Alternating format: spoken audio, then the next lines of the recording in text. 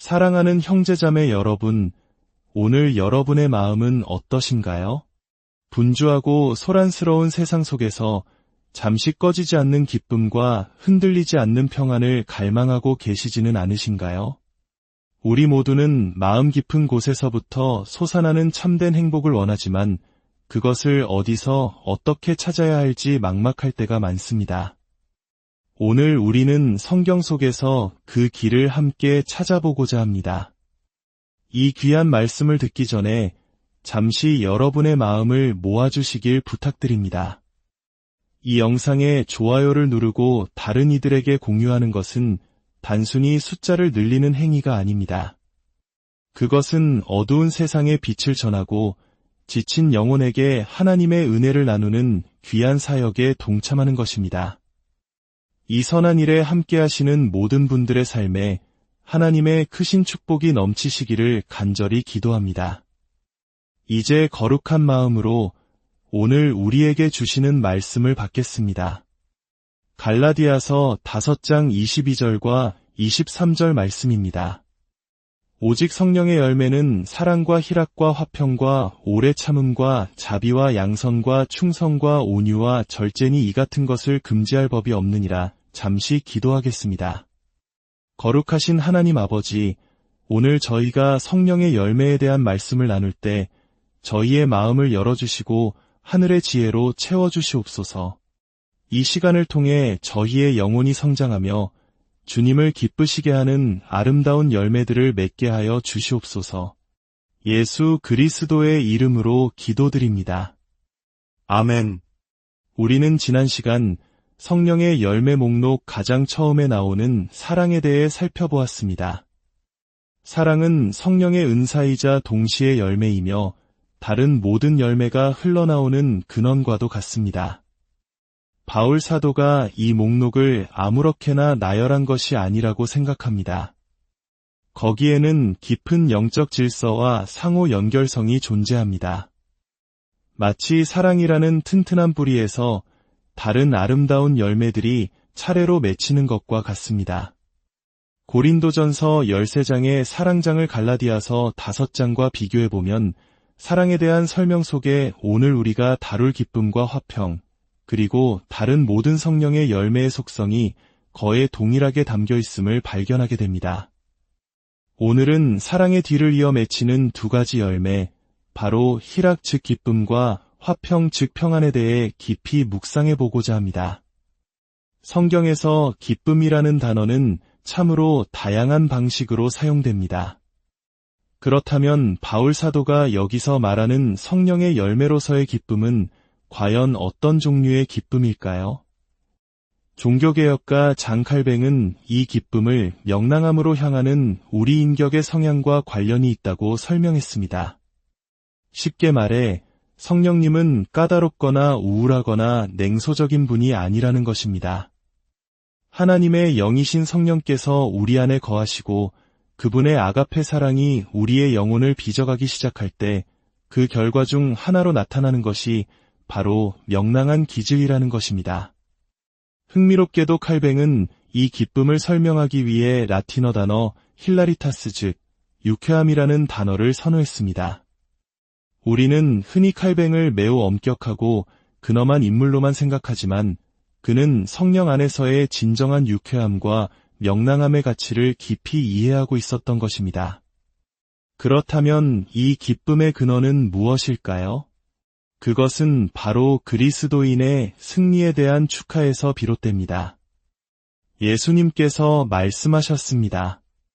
담대하라.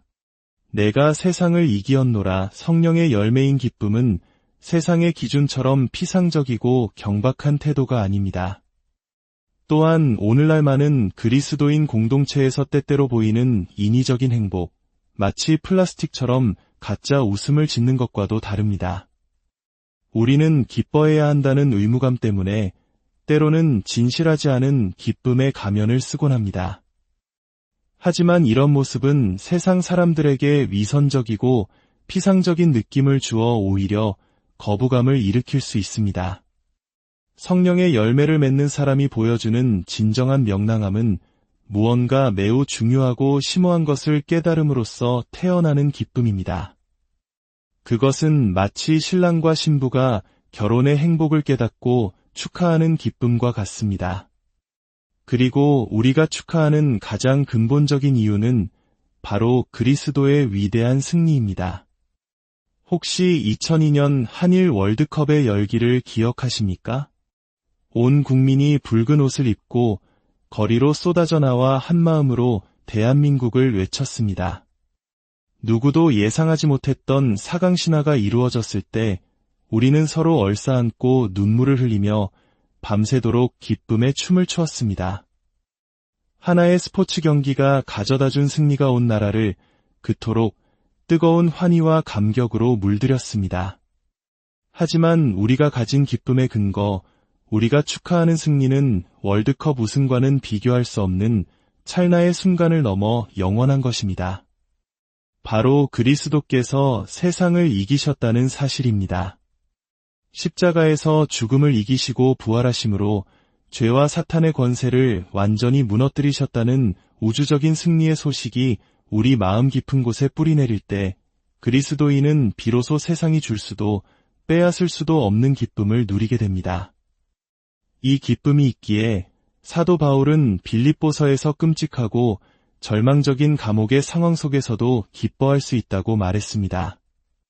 물론 우리가 비극을 즐거워하거나 고통 속에서 희희낙낙한다는 뜻은 아닙니다. 그리스도인은 울어야 할 때 울 줄 알아야 하고 애통해야 할 때 함께 애통할 줄 알아야 합니다. 성경은 어리석은 자의 집에서 즐거워하는 것보다 초상집에 가는 것이 더 낫다고 말씀하기도 합니다. 하지만 그 모든 슬픔과 고통의 밑바닥에는 결코 사라지지 않는 견고한 반석과 같은 기쁨과 명랑함이 자리 잡고 있어야 합니다. 그것이 바로 그리스도께서 나를 위해 이루신 일 때문입니다. 신약 성경에 이런 이야기가 있습니다. 예수님께서 제자들을 파송하시며 귀신을 쫓아내고 병을 고치는 놀라운 권능을 주셨습니다. 제자들은 생전 처음 경험하는 능력에 흥분했습니다. 그들은 떠나가라, 외치면 귀신들이 벌벌 떨며 도망가는 것을 보았고 듣지 못하는 사람의 귀를 열어주었습니다. 임무를 마치고 돌아온 제자들은 발을 동동 구르며 기쁨을 감추지 못했습니다. 예수님은 잠시 그들의 흥분을 받아주셨지만 이내 더 중요한 것을 가르쳐 주셨습니다. 그러나 귀신들이 너희에게 항복하는 것으로 기뻐하지 말고 너희 이름이 하늘에 기록된 것으로 기뻐하라 그렇습니다. 그리스도 안에서 은혜가 성장하고 성령의 열매가 삶에 맺히기 시작하면 우리는 무엇을 기뻐해야 하는지, 우리 명랑함의 진정한 근원이 어디에 있는지를 깨닫게 됩니다. 얄팍한 세일즈맨이 등을 두드리며 걱정일랑 보따리에 싸서 잊어버리고 웃어봐 라고 말하는 것과는 차원이 다릅니다. 비이성적인 현실 도피나 경박함이 아니라 우주적인 실제, 즉 그리스도의 승리에 깊이 뿌리내린 기쁨입니다. 승리는 이미 선포되었습니다. 그러므로 내 삶에 어떤 비극과 고통, 슬픔이 닥쳐온다 할지라도 그 밑바닥에는 그리스도께서 이루신 일로 인한 단단한 명랑함이 존재해야 하는 것입니다. 이제 사랑과 기쁨에 이어 화평이라는 열매를 살펴보겠습니다. 성경에서 평안이라는 개념은 너무나도 광범위하고 심오해서 짧은 시간에 다루기에는 벅찰 정도입니다.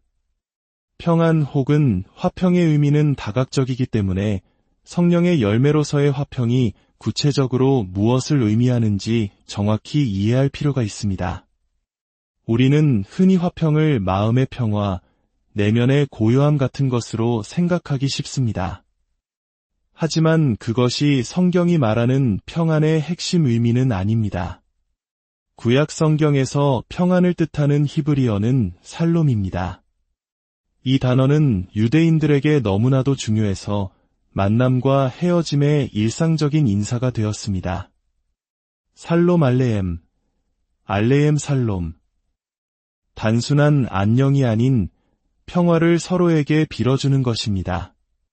살롬의 1차적인 의미는 전쟁의 참화로부터 안전한 상태를 의미합니다. 우리 한민족은 지난 수십 년간 전쟁의 위협 속에서 살아왔기에 누구보다 이 평화에 대한 갈망이 깊습니다. 우리는 지금 이 순간에도 한반도의 평화를 위해 간절히 기도하고 있습니다. 이처럼 전쟁이 그치고 안식을 누리는 상태가 살롬의 중요한 의미 중 하나입니다. 하지만 성경에서 살롬의 개념은 단순히 전쟁이 없는 외부적 상황을 넘어 훨씬 더 구속사적인 의미로 발전합니다. 살롬은 하나님과 인간, 그리고 인간과 인간 사이의 관계가 새롭게 회복된 상태, 즉 구원과 거의 동의어가 됩니다. 성경은 우리가 본성적으로 하나님과 분리되어 있으며 그분과 원수된 상태, 즉 전쟁 상태에 있다고 말합니다. 그뿐만 아니라 우리는 다른 사람들과도 분리되어 있고 심지어 자기 자신과도 분리되어 전쟁을 치르고 있습니다. 우리는 태어날 때부터 세 가지 차원의 전쟁 속에 있는 것입니다. 하나님과의 전쟁, 이웃과의 전쟁, 그리고 자기 자신과의 전쟁. 그리스도께서는 이 모든 분리를 끝내고 화해를 이루기 위해 오셨습니다. 화해는 이전에 분리가 있었음을 전제합니다. 십자가를 통해 그리고 우리의 회개와 칭의를 통해 우리는 하나님과 화평을 누리게 됩니다. 이것이 가장 근본적인 평화입니다. 하지만 제가 믿기에 성령의 열매로서의 화평은 여기서 한 걸음 더 나아갑니다. 바울이 말하고자 하는 핵심은 이것입니다. 우리가 하나님과 화평을 이룬 뒤 성령께서 우리 마음에 부어지고 새로운 사랑과 기쁨의 능력을 갖게 되었을 때 이제 우리는 다른 사람들과 평화롭게 살아갈 수 있는 새로운 능력을 얻게 된다는 것입니다. 칼뱅은 이 화평의 반대말을 다투기 좋아하는 영, 즉 불화의 영이라고 했습니다. 은혜 안에서 성장하는 사람은 사도 바울의 권면처럼 할 수 있거든 모든 사람과 더불어 화목하라는 말씀을 따라 사는 사람입니다. 성숙한 그리스도인은 평화를 사랑하는 사람이어야 합니다. 예수님께서 주신 축복의 말씀을 듣는 사람입니다. 화평하게 하는 자는 복이 있나니 그들이 하나님의 아들이라 일컬음을 받을 것이며 우리가 진정 하나님의 자녀가 되기를 원한다면 화평의 영을 실천해야 합니다. 물론 여기서 우리는 심각한 오해에 빠지지 않도록 주의해야 합니다. 세상에는 거짓된 평화도 존재하기 때문입니다. 마르틴 루터가 말했듯이 다른 사람을 향한 사랑이 아니라 비겁함에서 비롯되는 육적인 평화가 있습니다. 갈등을 두려워하고 이협에 못 이겨 억지로 만들어내는 평화, 우리는 그것을 굴욕적인 타협이라 부릅니다. 구약의 예레미야 선지자는 거짓 평화를 외치는 선지자들을 향해 탄식했습니다. 그들은 평화가 없는데도 평강하다, 평강하다라고 외치며 이스라엘의 상처를 가볍게 치료하려 했습니다. 예수님은 평강의 왕으로 불리십니다. 그분이 남기신 가장 큰 유산도 평화입니다. 그러나 바로 그 예수님께서 이렇게 말씀하셨습니다. 내가 세상에 화평을 주러 온 줄로 생각하지 말라. 화평이 아니여 검을 주러 왔노라. 형제가 형제를, 아버지가 아들을 대적하게 하리라고 하셨습니다. 어떻게 이 두 가지 모순처럼 보이는 말씀을 화해시킬 수 있을까요? 그것은 예수님에게 있어 평화는 언제나 정의로운 평화, 명예로운 평화여야 하기 때문입니다. 사도 바울이 할 수 있거든 이라고 말한 것은 그리스도인이 모든 사람과 항상 평화롭게 지내는 것이 불가능할 수도 있음을 암시합니다. 그리스도께서는 바리새인들과 평화롭지 않으셨습니다. 그분을 십자가에 못 박은 자들과도 평화롭지 않으셨습니다.